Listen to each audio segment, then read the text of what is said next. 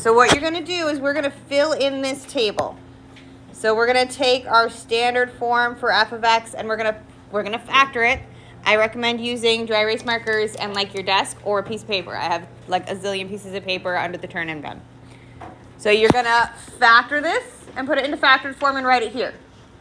I want you to find our x-intercepts, also known as our roots or solutions or zeros.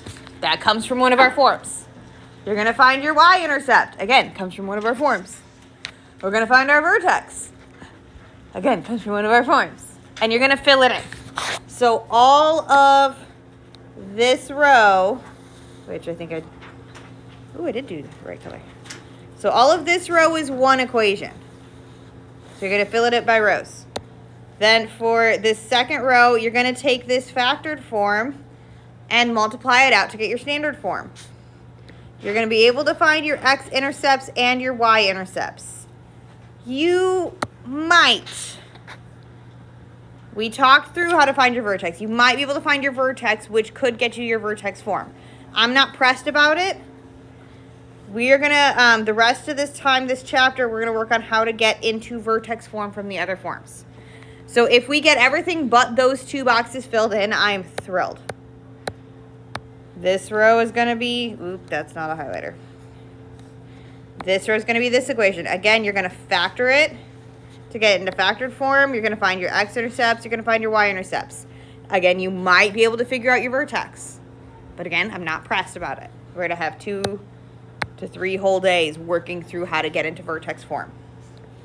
To get from vertex form, you can do that. You're going to multiply out into standard form, and then you're going to factor that. This one, you can fill in the whole thing. Same thing with the bottom one. You can fill in the whole thing. But each row is its own function. So there's 5 sets of information here, 5 different equations, 5 different parabolas that I want you to get all the data for. I'm going to fill in the bottom one just because if I don't, it's the only one that doesn't have colors. So I want you to fill in this data. Oh, we're going to redo the purple because that was garbage. So, and if you guys want to work together, that's fine. I don't recommend that you say, oh, I'll do f of x, you do g of x, you do h of x kind of deal, because you want to practice all the things. But if you get stuck, work with a friend. Work together. Don't split the work. There's a difference. Okay, but that's what we're going to do today. We're going to fill it all in. If you fill in everything but those 2 uncolored boxes here, I'm okay with that. You might be able to fill them in. And if you can, great. I encourage you to do so. If not, that's okay too. Because quite literally, tomorrow and Friday and Monday, we're going to practice how to get into vertex form because it's weird.